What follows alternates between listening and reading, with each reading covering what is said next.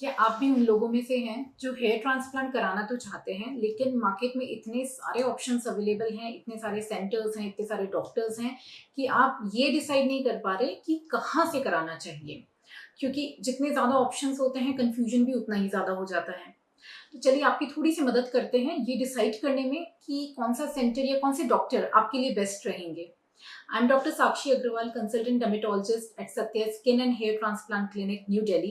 And today in this video, I shall be sharing with you certain questions, a sort of questionnaire, which you should ask from your doctor, from your hair transplant doctor, before moving ahead with the decision कि आप कहाँ से अपना transplant finally कराना चाहते हैं। तो friends, आज के टाइम में there is so much of information, so much of knowledge spreading around us.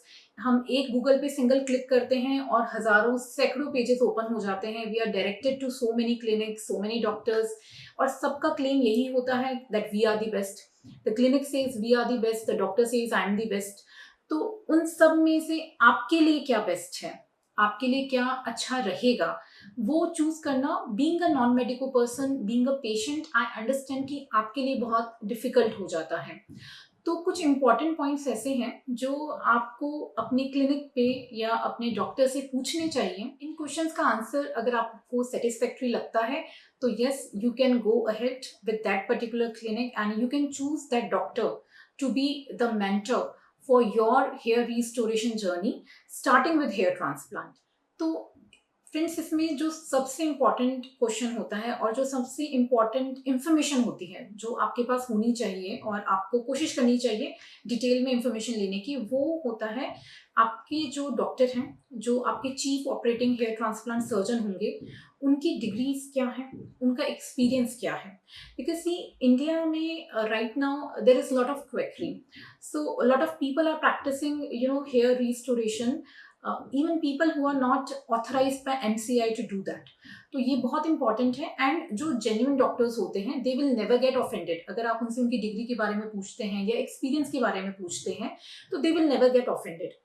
And this is your right also and your duty also. You can definitely ask your doctor what is their degree, what is their experience, which kind of techniques they know how to do, and what is their work experience, how many patients have they operated. This is your right. You can easily very well ask these questions to your doctors.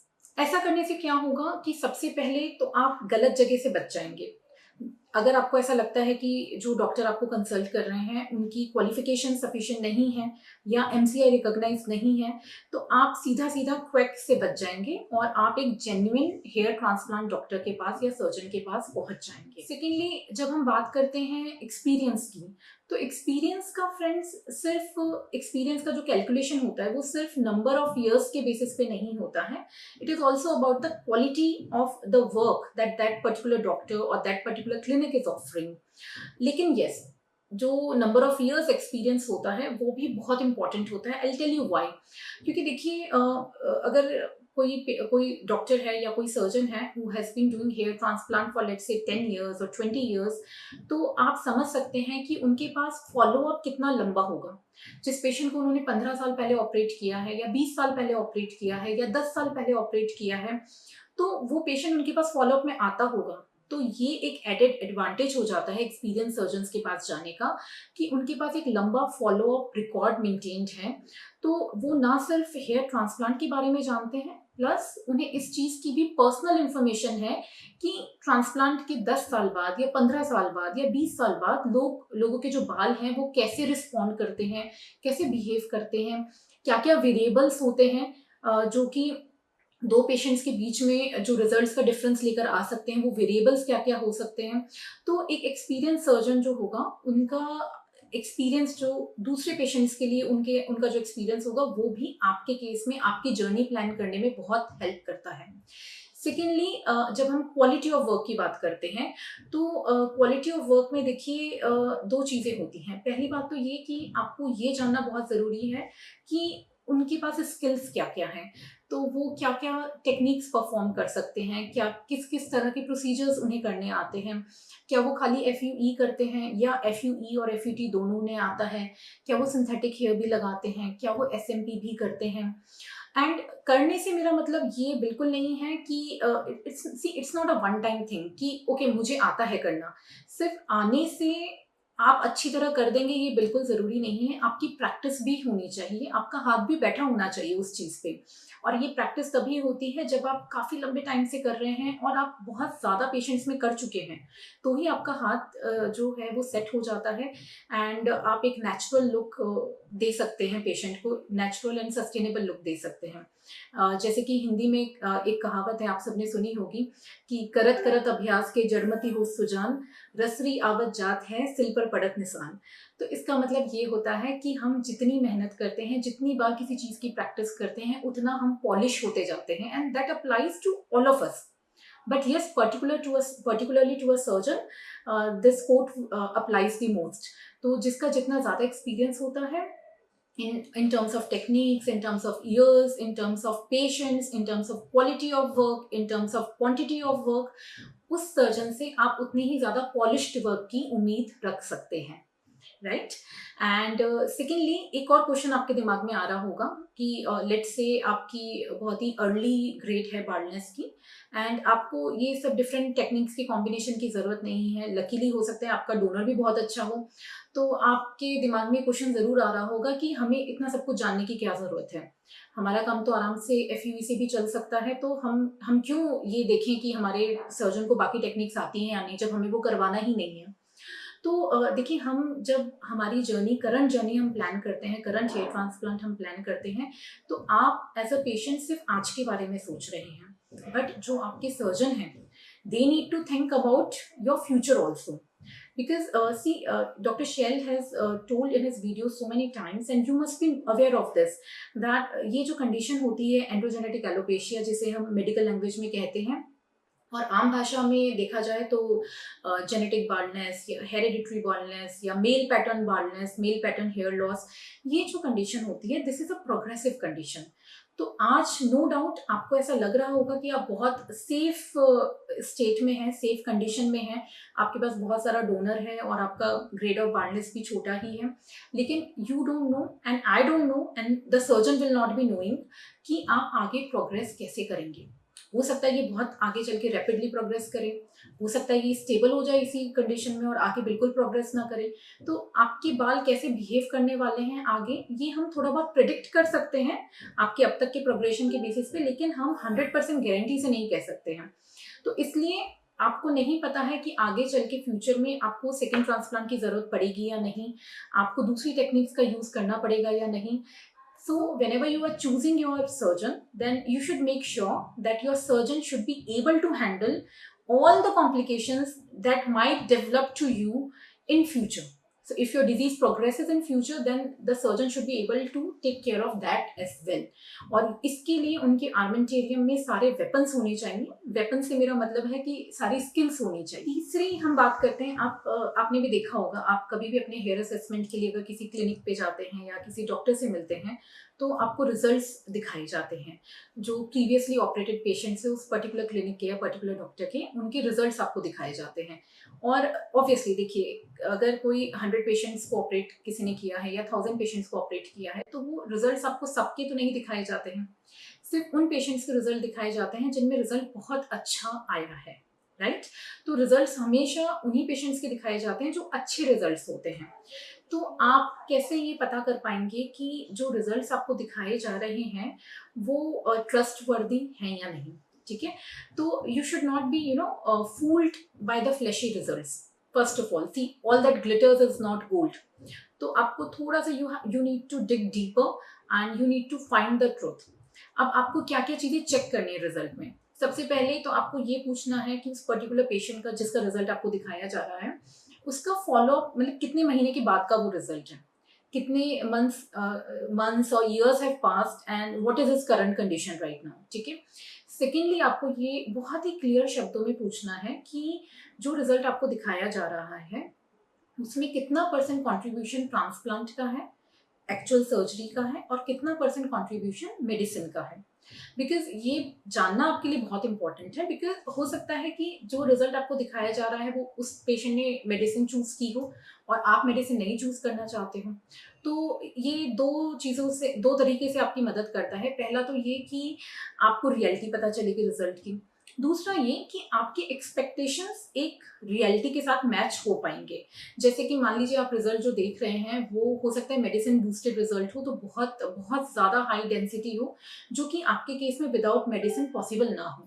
तो अगर आप medicine नहीं लेना चाहते हैं तो आपको अपने एक्सपेक्टेशंस को थोड़ा रियलिटी से मैच करना पड़ेगा। ये जो गैप होगा इसको थोड़ा सा आपको कम करना पड़ेगा, and so this will help you in planning your journey. अच्छा, सिंस मैंने अभी मेडिसिन की बात उठाई दी है तो ये बहुत इम्पॉर्टेंट है। देखिए, हम अपने सारे पेशेंट्स को ये बात समझाते हैं कि आप जब भी किसी क्लिनिक पे जा रहे हैं अपने असेसमेंट के लिए, या इफ़ एट ऑल आप चूज़ कर रहे हैं मेडिसिन को, आप उस ऑप्शन को चूज़ कर रहे हैं, तो 3 क्वेश्चंस जो हैं वो आपको बहुत इम्पॉर्टेंट हैं, जो आपको अपने सर्जन से पूछने हैं। पहला तो ये कि मेडिसिन जो आपको स्टार्ट की जाएगी किस डोज में की जाएगी। दूसरा, किस टाइम पे की जाएगी।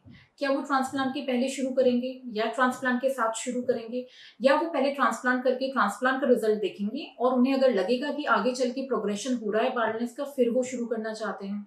और तीसरा सबसे इंपॉर्टेंट क्वेश्चन आपको ये पूछना है कि इन केस आपको मेडिसिन के साइड इफेक्ट्स आ जाते हैं या टॉलरेंस डेवलप हो जाता है, आपकी बॉडी रिस्पॉन्ड नहीं कर रही है मेडिसिन को ज्यादा, या after a point of time you decide to give up the medicine, आपने सोच लिया कि अभी मुझे मेडिसिन नहीं लेनी है and you and up stopping the medicine, उस केस में जो आपको रिबाउंड हेयर फॉल होगा उसको कैसे टैकल किया जाएगा।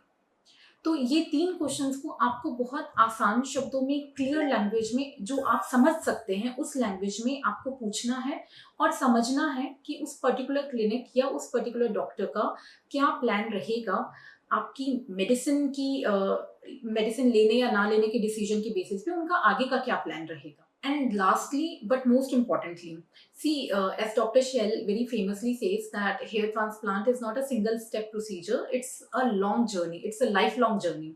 So you need somebody who can mentor you throughout, the curvy paths of this journey. This is not a linear journey. It has lots of ups and downs and lots of curves.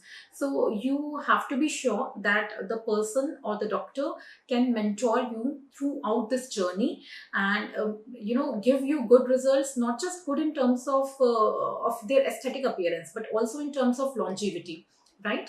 सो ये बहुत important है। ये जो मेरा last question है, आपको अपने doctor से बहुत ही एक क्लियर लैंग्वेज में ये चीज पूछनी चाहिए कि what will be their plan after the transplant. क्योंकि क्या होता है ना, as a patient and also as a doctor, sometimes people tend to focus only on the transplant, but they don't plan what is going to happen after the transplant. Because see, since the disease is progressive and since it varies, the progression varies from person to person, and even in the same person, the progression, the pace of progression, the speed of progression may differ. तो हमें नहीं पता कि आगे चल के क्या होने वाला है।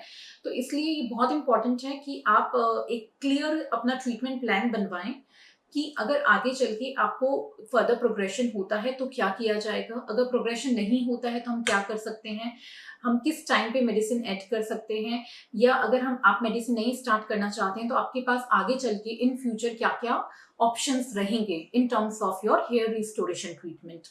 तो ये सब क्वेश्चंस आपको पूछने हैं एंड आपको हेजिटेट नहीं करना है ये पूछने में। ना तो आपको हेजिटेट करना है और ना ही आपको नेग्लिजेंस दिखानी है, because see, your donor is very precious and whenever you are opting for a hair transplant, you are putting trust in somebody's hand, and you are investing not only in terms of money, you are investing in terms of donor, in terms of downtime, the social downtime, so all these things, you are investing your hopes, you are investing your belief, your trust, your faith in the procedure of hair transplant. So you have to be doubly sure कि आप जिसके हाथ में ये trust और ये faith दे रहे हैं, whether that person can hold this trust or not, right? तो I hope ये सब क्वेश्चंस अगर आप पूछेंगे तो आपके लिए डिसीजन ले पाना बहुत इजी हो जाएगा कि which center you should choose or which doctor you should choose, and जो प्री ट्रांसप्लांट और पोस्ट ट्रांसप्लांट कई बार डिस्क्रिपेंसीज रहती हैं, you will be able to tackle them in a better way. And आपको ट्रांसप्लांट की पहले ही एक डिटेल्ड आइडिया मिल जाएगा that how is your post transplant journey going to be. And I hope this video has been useful to you. And if you have more questions related to this, you can ask us here in the comment box, or you can directly call us in the given numbers, or you can connect with us on all of our social media platforms. Till then, just keep loving yourself. And if you have any query, then we are here for you on every step of your hair transplant journey, of your hair restoration journey. Love yourself and be positive.